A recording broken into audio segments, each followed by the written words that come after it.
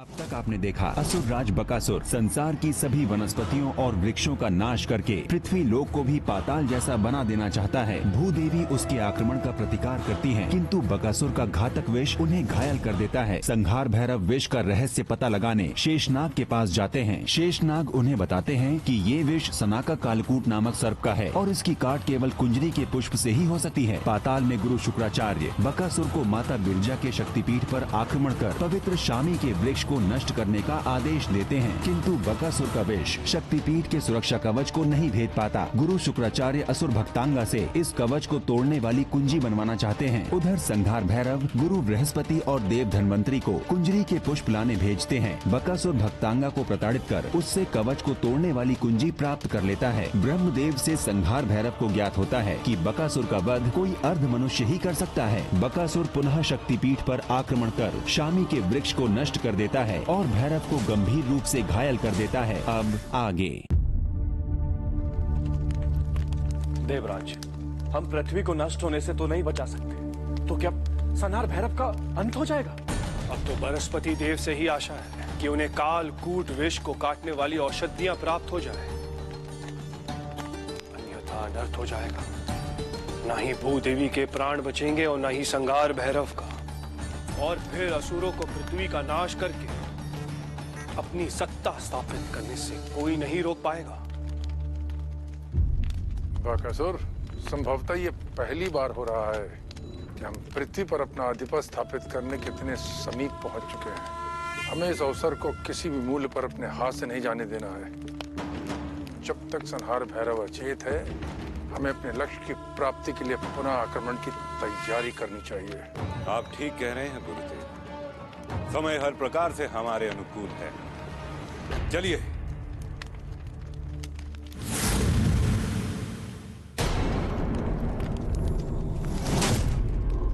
कहिए, मेरे विष के प्रभाव से संहार भैरव का अंत हुआ या नहीं? अब तक तो नहीं हुआ, किंतु होगा अवश्य।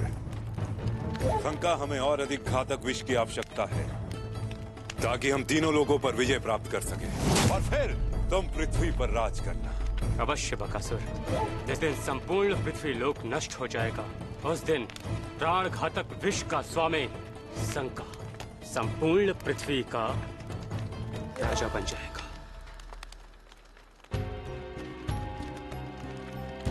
गुरुदेव, आपके आदेश अनुसार मैं नीलगिरी पर्वत पर दृष्टि रख रहा था, तभी मुझे बृहस्पति और धन्वंतरी नीलगिरी की घाटी की ओर जाते हुए दिखाई दिए। वो शीघ्र ही नीलकुरुंजी खोज निकालेंगे। बकासुर, अपने 2 शेष योद्धाओं को तत्काल नीलगिरी पर्वत पर भेजो। इससे पूर्व कि वो औषधि नीलकुरुंजी तक पहुंचे, उनका अंत कर दो। जो आज्ञा गुरुदेव।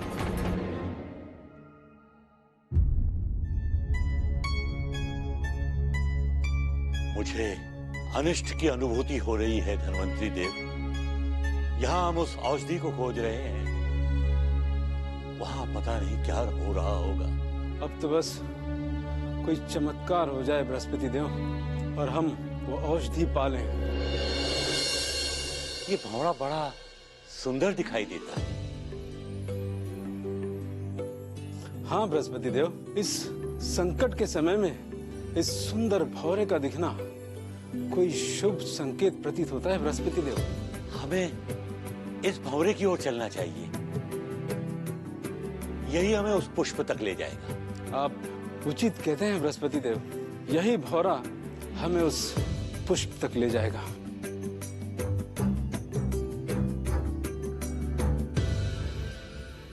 यही है बृहस्पति देव, यही है वो पुष्प। धन्यवाद बृहस्पति देव। धन्यवाद तो हमें उस सुंदर भंवरे का करना चाहिए जिसने हमें नीलकुरुंजी पुष्प तक पहुंचाया। धन्यवाद सुंदर भौरे, तुमने धरती माँ के प्राणों की रक्षा करने में हमारी सहायता की है। तुम केवल सुंदर ही नहीं, सदाचारी भी हो। सत्य का साथ देने के लिए धन्यवाद।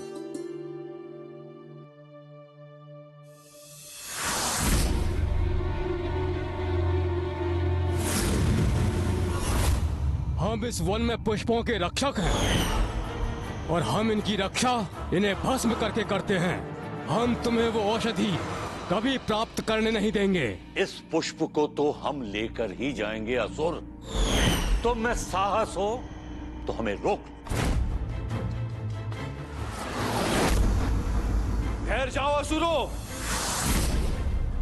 यदि तुमने इन देवताओं का हित किया तो तुम्हारा अंत निश्चित है।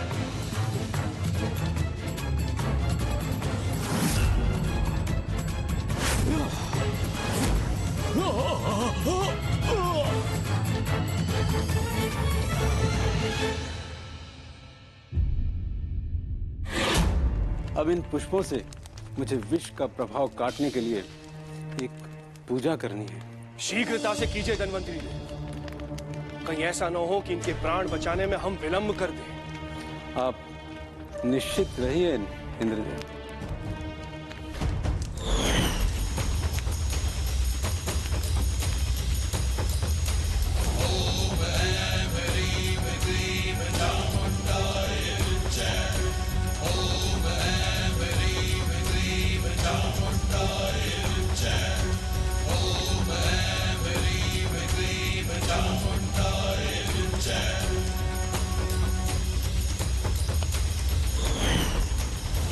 की चेतना वापस लौट रही है देवराज। औषधि अपना प्रभाव दिखा रही है। हाँ वरुण देव, ऐसा प्रतीत होता है कि इनके जीवन का संकट टल गया है।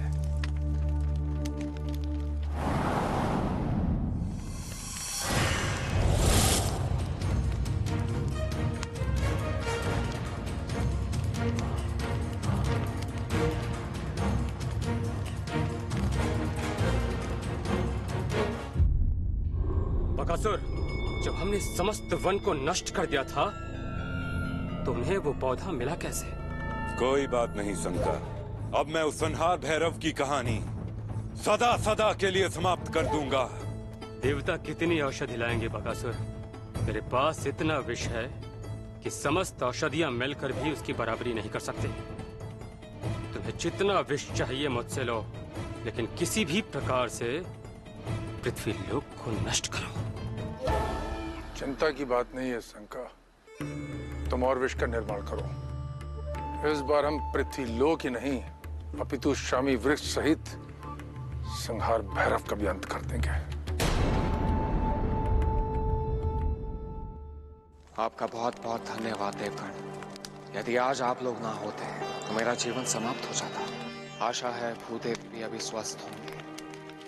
वो ठीक है संहार भैरव, उन पर विष का प्रभाव बहुत समय तक रहा है, इसलिए धीरे धीरे स्वस्थ हो रही है। अभी पूर्णतया चेतना आने में समय लगेगा। पृथ्वीलोक की व्यवस्था को पुनः सुचारू रूप से चलाने के लिए उनका स्वस्थ होना अति आवश्यक है, और तब तक प्रकृति की रक्षा हमारा कर्तव्य है। मैं शपथ लेता हूं कि शक्तिपीठ और प्रकृति को पुनः समृद्ध करूंगा। किंतु संकट अभी तक टला नहीं है संहार भैरव। हम अभी भी विनाश के द्वार पर खड़े हैं। बकासुर और शंका अब भी जीवित है और वो कभी भी पृथ्वी पर आक्रमण कर सकते हैं। आप ठीक कह रहे हैं देवराज। हमें शीघ्र ही अर्धमानुष को ढूंढना होगा ताकि हम बकासुर का अंत कर सकें। विश्वकर्मा जी, आपको शक्तिपीठ की रक्षा के लिए कवच निर्माण में सहायता करनी होगी।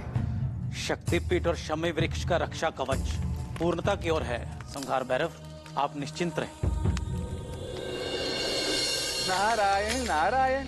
भैरवनाथ, आपको यूं स्वस्थ देखकर हमें अत्यंत प्रसन्नता हो रही है। देव ऋषि, हम बड़े असमंजस में हैं। क्या आपको बकासुर की मृत्यु के बारे में कोई जानकारी है? अवश्य भैरवनाथ, अवश्य। उस दुष्ट असुर का अंत करने के लिए आपको 4 अर्ध मनुष्य के रक्त की आवश्यकता है। तभी मकरध्वज उस दुष्ट का अंत करने में सक्षम हो पाएंगे। किंतु हे भैरवनाथ, मकरध्वज विश्वास के पात्र नहीं है। वो श्री राम के त्रेता युग में पाताल लोक के एक रक्षक थे। अतः यदि वो आपकी सहायता करने की स्वीकृति दे भी दे तो भी ये विश्वास नहीं किया जा सकता कि वो अपना वचन निभाने में सक्षम हो पाएंगे। वो तो तब होगा देव ऋषि जब वो हमें मिलेगा। अभी तो आप हमें उसे खोजने में सहायता कीजिए। भैरवनाथ, मकर ध्वज का स्थान है कावेरी नदी।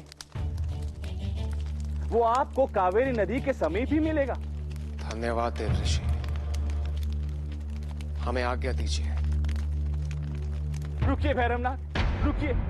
यहाँ आप मकर ध्वज की खोज में जा रहे हैं और वहां वो दुष्ट सर्प संका एक घातक विष का निर्माण कर रहा है।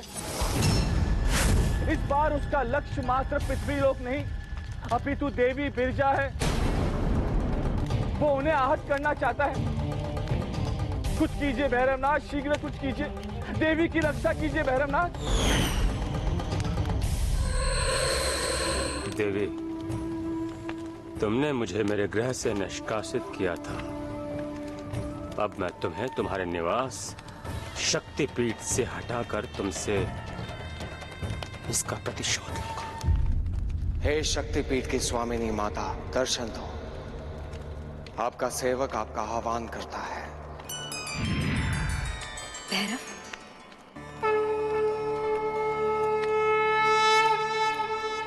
क्या हुआ माता?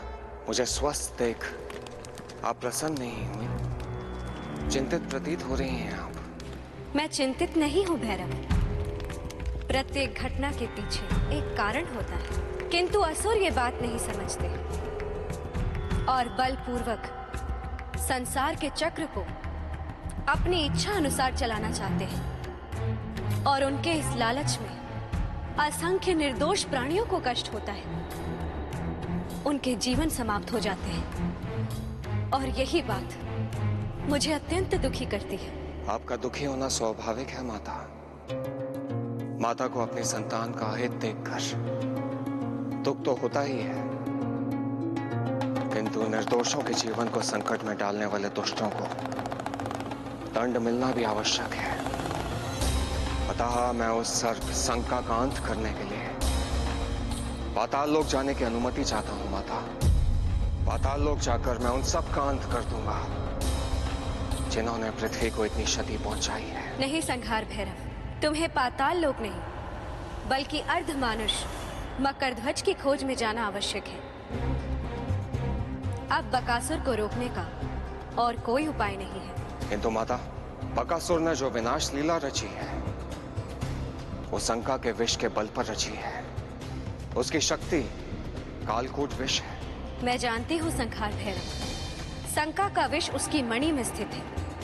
अतः मैं स्वयं पाताल लोक जाऊंगी और उससे उसकी मणि छीन लूंगी। उसके पश्चात शंका शक्तिहीन हो जाएगा। माता, आपका अकेले पाताल लोक जाना उचित नहीं होगा। वहां समस्त असुरों के साथ बकासुर और उन असुरों का गुरु शुक्राचार्य है। मैं अपनी रक्षा करने में सक्षम हूँ भैरव, आप निश्चिंत रहे। मैंने इस पर बहुत विचार किया है और इसके अतिरिक्त हमारे पास और कोई उपाय नहीं। अतः आप निश्चिंत होकर मकरध्वज की खोज में जाएं और मैं पाताल लोक जाती हूँ।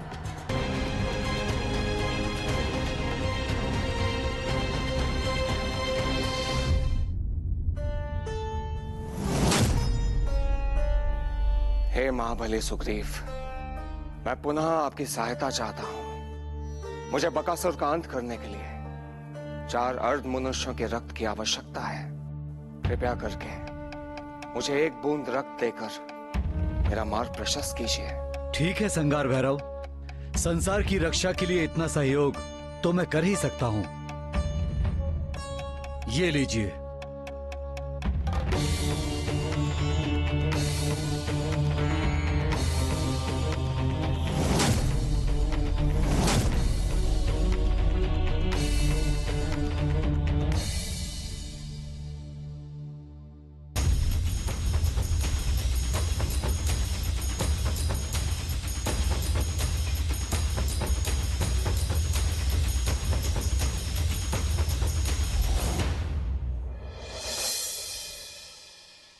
हे कामधेनु, बकासुर से संसार की रक्षा हेतु मुझे आपका 1 बूंद रक्त चाहिए।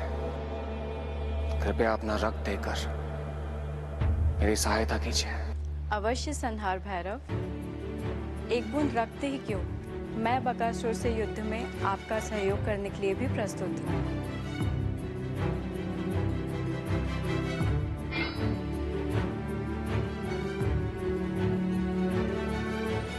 धन्यवाद कामधेनु।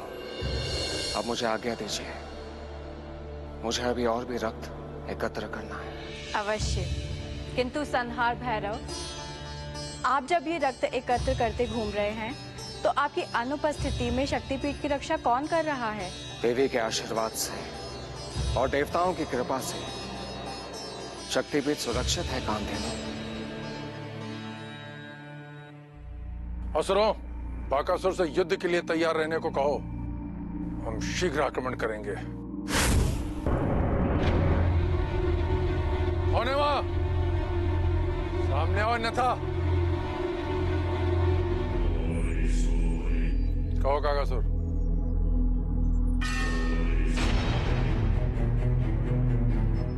किंतु बकासुर कहाँ है और क्या कर रहा है वो युद्ध की तैयारी कर रहे हैं गुरुदेव। क्या बात है गुरुदेव, आपको चिंतित दिखाई दे रहे हैं। हाँ बकासुर, मुझे अभी अभी सूचना मिली कि देवताओं ने शमी वृक्ष और शक्तिपीठ की सुरक्षा के लिए पुनः कवच का निर्माण कर लिया है। आप निश्चिंत रहिए गुरुदेव, अब कोई भी कवच हमें अपने लक्ष्य की प्राप्ति करने से नहीं रोक सकता। मैं अपने मार्ग में आने वाली हर बाधा को नष्ट कर दूंगा। थोड़ी प्रतीक्षा और कर लेते हैं। नहीं गुरुदेव, यही उचित समय है जब हम अपने लक्ष्य की प्राप्ति कर सकते हैं। देवता कुछ भी कर लें, लेकिन वो हमें रोक नहीं पाएंगे। मत भूलो कि संहार भैरव तुम्हारी मृत्यु का उपाय खोजने निकला है। तुम्हें अत्यंत सावधान रहना होगा। वो मुझे कभी नहीं मार पाएगा गुरुदेव। जब शक्तिपीठ की सुरक्षा के लिए भैरव ही उपस्थित नहीं, तो फिर शक्तिपीठ की रक्षा कौन करेगा? शक्तिपीठ पर आक्रमण करने का ये समय उपयुक्त नहीं है। नहीं गुरुदेव, मैं युद्ध के लिए अवश्य जाऊंगा। मैं ये अवसर कदापि नहीं छोड़ सकता, कदापि नहीं। यदि इसे अभी न रोका गया तो इस शक्तिपीठ को नष्ट करके ही छोड़ेगा। मुझे शीघ्रता करनी होगी।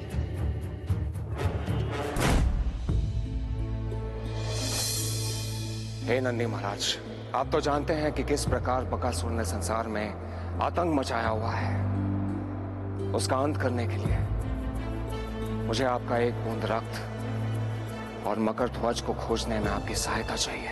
रक्त तो मैं दे दूंगा संहार भैरव, किंतु आपके पास समय बहुत कम है और मकर ध्वज को खोज पाना बहुत कठिन, क्योंकि वो जल में अपना स्थान बदलता रहता है। नंदी महाराज, चाहे कुछ भी हो जाए, मुझे हर मूल्य पर मकर ध्वज को खोजना ही होगा। यदि ऐसा ही है तो आप उसे कावेरी नदी के पूर्व से खोजना प्रारंभ करें।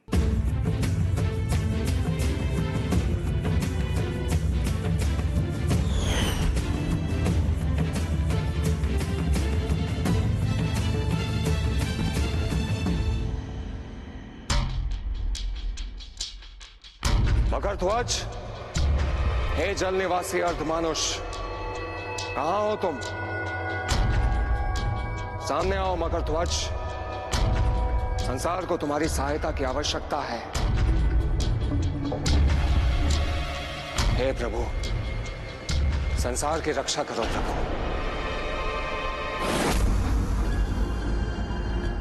इतना गहन मेघों का झुंड, यहां से तो मुझे कुछ भी दिखाई नहीं दे रहा।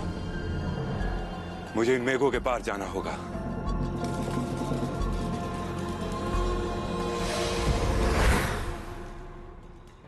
देवराज, अब समय आ गया है।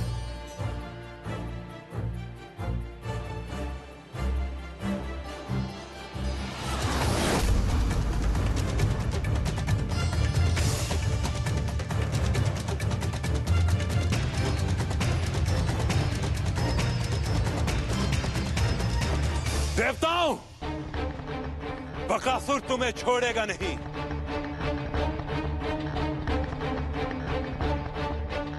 अब तुम इसे नहीं भेद पाओगे बकासुर। देवताओं, यदि तुम्हें लगता है कि कोई नया कवच बनाकर तुम शक्तिपीठ की रक्षा कर पाओगे तो ये तुम्हारा भ्रम है। मैं हर कवच तोड़ दूंगा और फिर तुम में से कोई भी जीवित नहीं बचेगा। प्रतीक्षा करो अपनी मृत्यु की।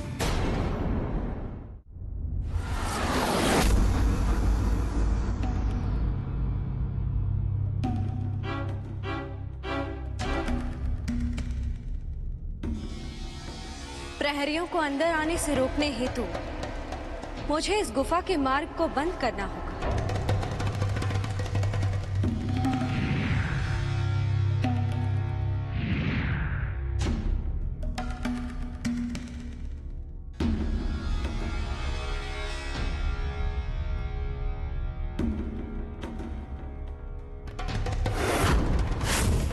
देवी को विषधर शंका का नमन स्वीकार हो। मेरे श्लोक में आपका स्वागत है देवी, पधारिए। आपने मुझसे मेरा घर छीन लिया देवी। शिवलोक से बहिष्कृत होने के पश्चात मुझे ऐसा लगा कि पृथ्वी लोक में मुझे आश्रय मिलेगा। मैं पृथ्वी लोक में अपना निवास स्थान बनाऊंगा, किंतु आपने तो मुझसे पृथ्वी लोक में रहने का अधिकार भी छीन लिया और तब एकमात्र पाताल लोक ही शेष बचा जिसने मुझे आश्रय दिया, जिसने मुझे अपनी छाया दी। किंतु देवी, विडंबना देखिए कि आज मेरे विष के प्रभाव से समूचा पृथ्वी लोक पाताल लोक में परिवर्तित हो रहा है। यदि आपने मुझे श्राप नहीं दिया होता तो आज समूचे पृथ्वी लोक की ये दशा नहीं होती देवी। उस श्राप के तुम स्वयं ही उत्तरदायी हो शंका। तुम्हारे कर्म ही ऐसे थे कि तुम्हें श्राप मिला।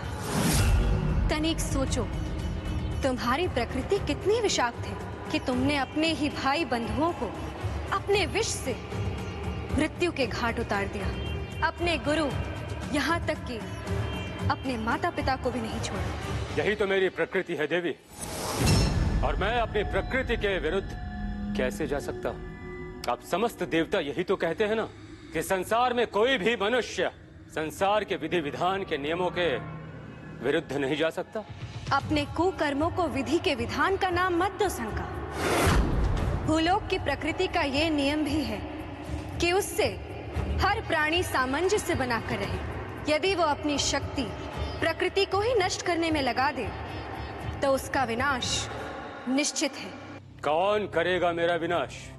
क्या आप में इतना सामर्थ्य है कि आप मेरा संहार कर सके देवी?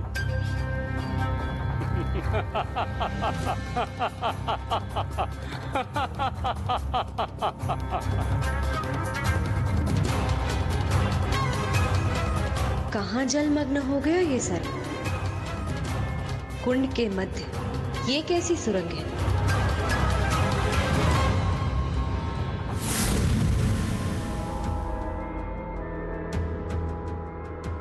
नदी का हर छोर छान मारा किंतु मकर ध्वज का कहीं पता नहीं चला।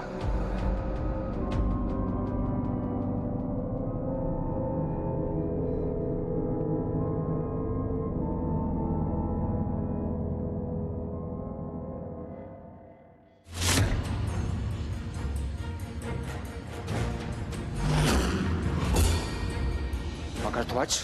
निश्चित मैं ही मकर ध्वज हूँ।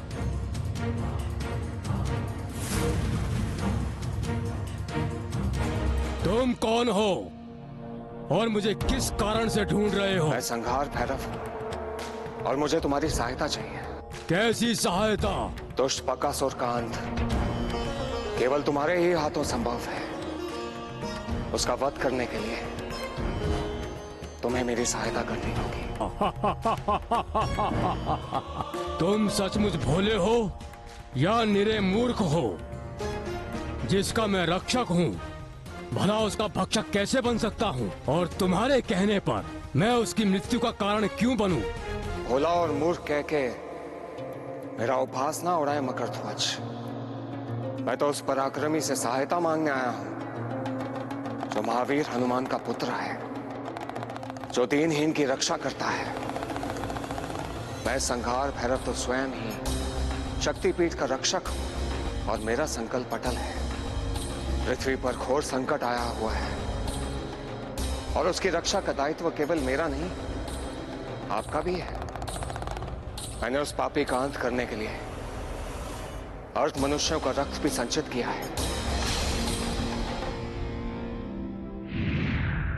ये देखिए।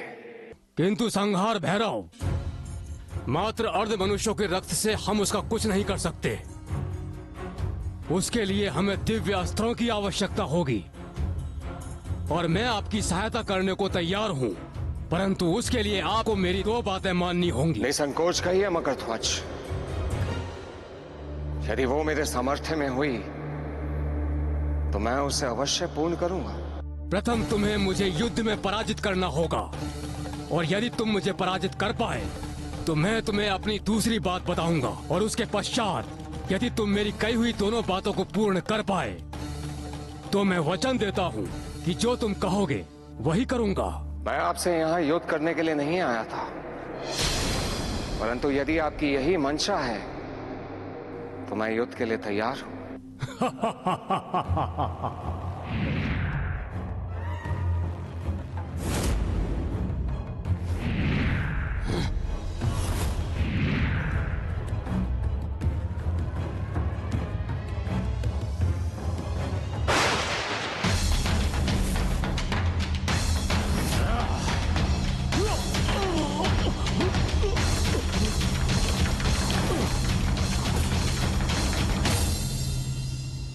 क्षमा प्रार्थी हूं मैं गुरुदेव। आपकी आज्ञा की अवहेलना कर मैंने उचित नहीं किया।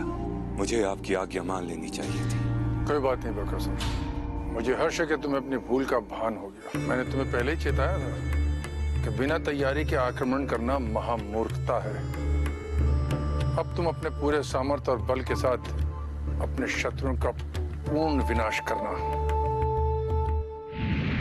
गुरुवर और असुरराज को मेरा नमन स्वीकार। क्या बात है काकासुर, क्या समाचार लाए हो? शुभ समाचार नहीं है गुरुवर। संगार भैरव ने 4 अर्ध मनुष्यों का रक्त एकत्रित कर लिया है। अब वो मकरध्वज की खोज में जा रहा है। मैं उस भैरव को कदापि मकरध्वज तक पहुंचने नहीं दूंगा। उत्तेजित मत हो बकासुर, मकरध्वज भैरव की बातों में नहीं आने वाला।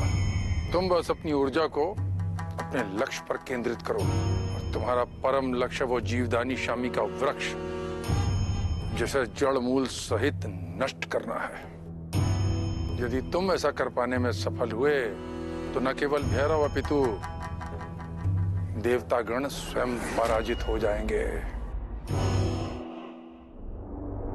भक्तांग, विश्वकर्मा के कवच को भेदने के लिए एक और कुंजी का निर्माण करना होगा। कितने कवच और तोड़ेंगे गुरुदेव? कितने अधर्म और करवाएंगे आप मुझसे? आप तो सर्वथा ज्ञानी हैं। आपको तो पता है कि अधर्म के मार्ग पर चलकर धर्म को पराजित नहीं किया जा सकता। बात मात्र दृष्टि की है भक्तांग। जो तुम्हारे लिए अधर्म है वो असुरराज के लिए परम धर्म है। ये ऐसे नहीं मानेगा गुरुवर। जो कार्य उच्च वचन नहीं कर पाते उन्हें भुजाओं का बल सिद्ध करता है। असुर होकर भी असुरों के विरुद्ध जाकर कौन सा धर्म निभा रहे हो तुम? यदि तुमने हमारी सहायता नहीं की भक्तांग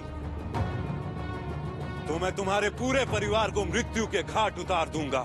नहीं नहीं नहीं नहीं असुरराज, ऐसा मत करना। मेरे परिवारजन को कोई हानि मत पहुंचाना। चिंता ना करो भक्तांग, यदि तुमने विश्वकर्मा के कवच भेदन कुंजी निर्मित कर दी तो असुरराज तुम्हारे परिवार का हित नहीं करेंगे। मैं वचन देता हूँ। असुरराज, कालकुंड की गुफा का द्वार बंद है। ऐसा लगता है कि उसमें कोई प्रवेश कर गया है। मैं देख कर आता हूं कि कौन इतना पराक्रमी है जो स्वयं मृत्यु के मुख में आया है।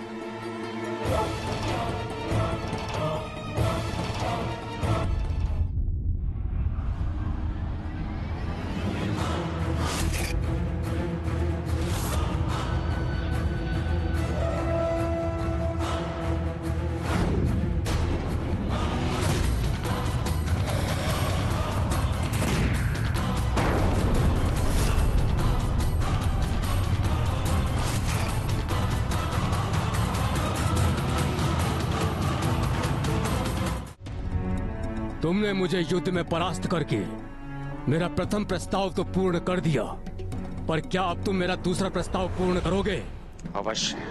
नदी के उत्तरी तट पर एक गुफा है। वो गुफा मेरा निवास स्थान थी, परंतु अब उस गुफा का मार्ग अवरुद्ध हो गया है और मैं वहां जा नहीं सकता। क्या तुम उस गुफा का मुहाना खोलकर मेरा निवास स्थान मुझे पुनः प्रदान करवाओगे? और यदि तुम इस कार्य में सफल हुए तो अपने वचन के अनुसार जो तुम कहोगे मैं वही करूंगा। मैं इस कार्य को अवश्य पूर्ण करूंगा। तुम यहीं मेरी प्रतीक्षा करो, मैं अभी आया।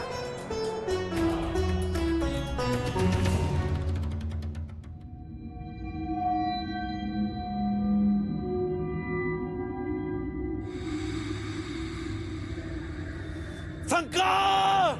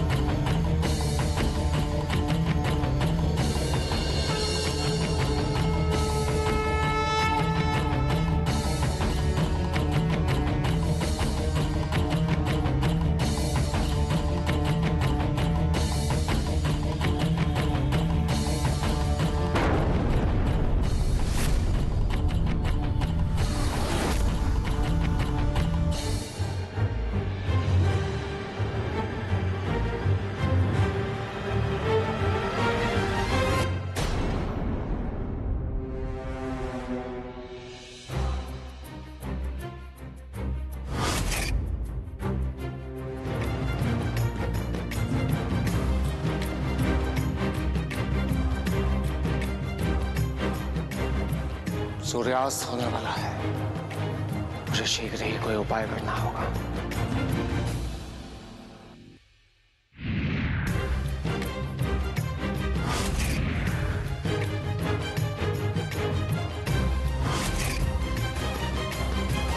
आश्चर्य, ये कैसे संभव है?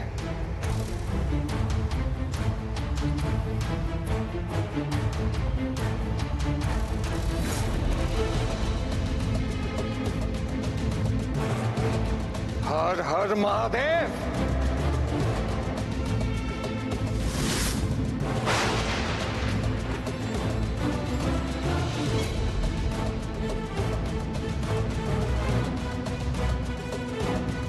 ये क्या है? लगता है मकर ध्वज ने मेरे साथ छल किया है और इस दानव के जाल में फंसा दिया है। मेरी तुम्हारे साथ युद्ध करने की कोई मंशा नहीं है, वहीं रुक जाओ।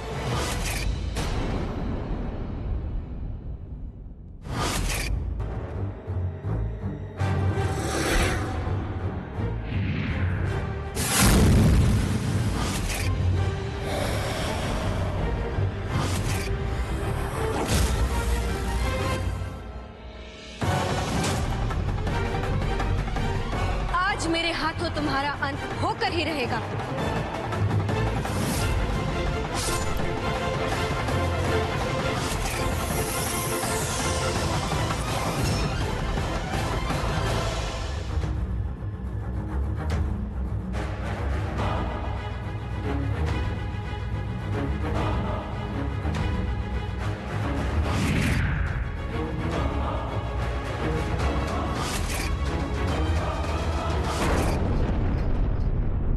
निश्चित ही तुम महापराक्रमी और वीर हो।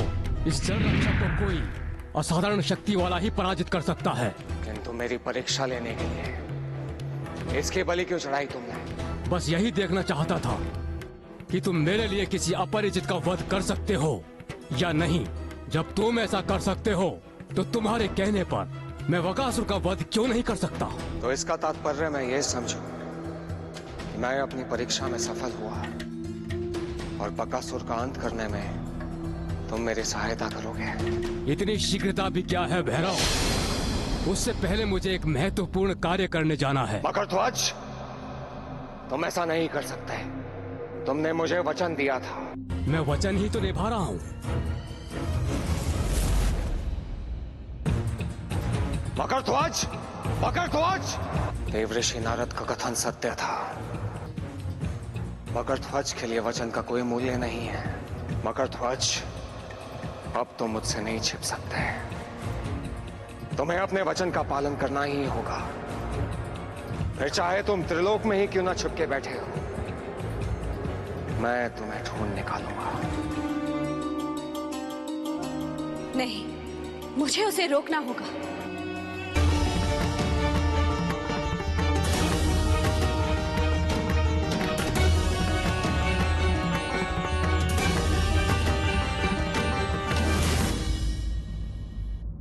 ये तुमने क्या किया भक्तांग? अब शक्तिपीठ की रक्षा कैसे होगी? मुझे क्षमा कर दीजिए देव, आप सब मुझे कृपया क्षमा कर दीजिए। अपनी व्यवस्था में तुमने बहुत बड़ा अनर्थ कर दिया भक्तंग। देवी और संगार भैरव की अनुपस्थिति में यह कवच ही शक्तिपीठ और शमी ऋषि की रक्षा करता था। अब हम इन्हें कैसे बचा पाएंगे? हम बचाएंगे इंद्रदेव। अपने प्राण देकर भी हम शक्तिपीठ और शमी वृक्ष को बचाएंगे। वाक और असुरों का मिश्रण होने के कारण कोई भी साधारण मनुष्य या देव तुम्हारा अहित नहीं कर सकता बकासुर। और अब तो तुम विष और माया के भी स्वामी हो। अतः उपहार रूप में तुम्हें यह मणि देता हूं, जो तुम्हारे मस्तक की शोभा होगी।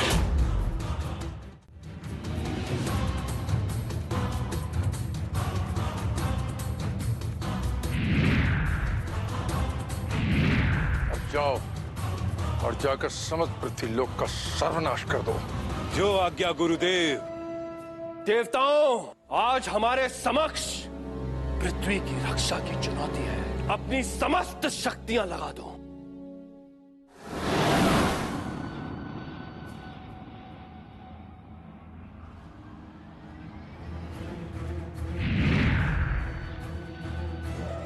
बकासुर!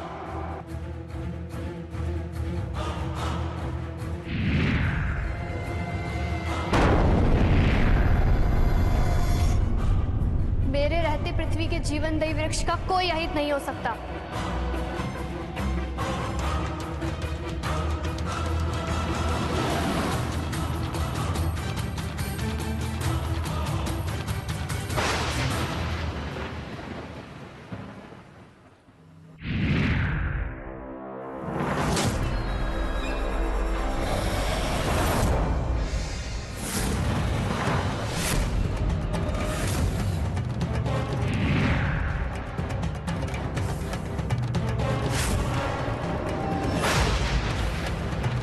बकासुर, अब मैं तुझे नहीं छोड़ूंगा।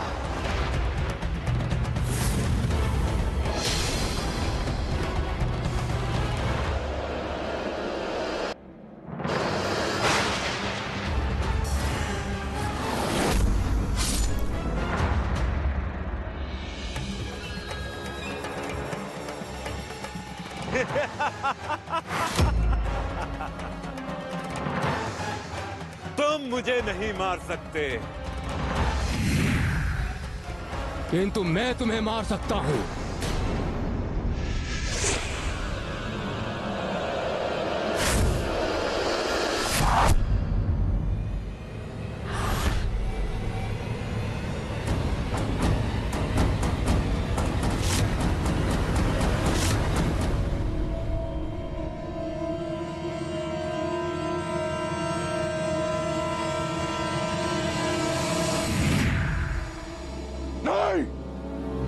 नहीं हो सकता।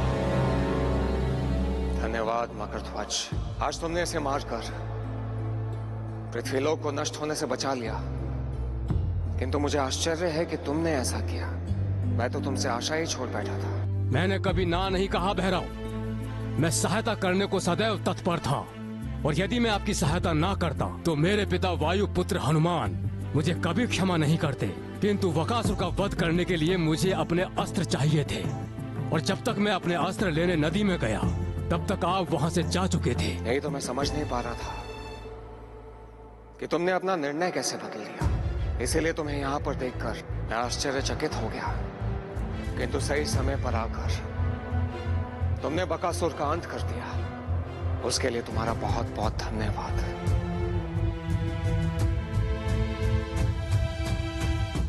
माते, आज आपके आशीर्वाद से पृथ्वी और देवलोक की रक्षा हो गई। आपने स्वयं अपने प्राण दांव पर लगाकर अकेले पाताल लोक चली गई। आप निश्चित ही इस जगत की मां हैं। इंद्रदेव, आज संसार की रक्षा केवल मेरे कारण नहीं हुई, अपितु आप सब ने महत्वपूर्ण योगदान दिया है। यदि आज आप सभी की संवेद शक्ति न होती तो बकासुर का अंत करना और शक्तिपीठ की रक्षा करना असंभव होता। धन्वंतरी देव और बृहस्पति देव यदि समय पर नील कुरुंजी पुष्प न लाते तो संहार भैरव और भूदेवी का जीवन बचा पाना असंभव होता। हम कामना करते हैं कि आपका शक्तिपीठ सदा संसार की रक्षा करता रहे और संसार पर आपके आशीर्वाद की छाया सदा बनी रहे।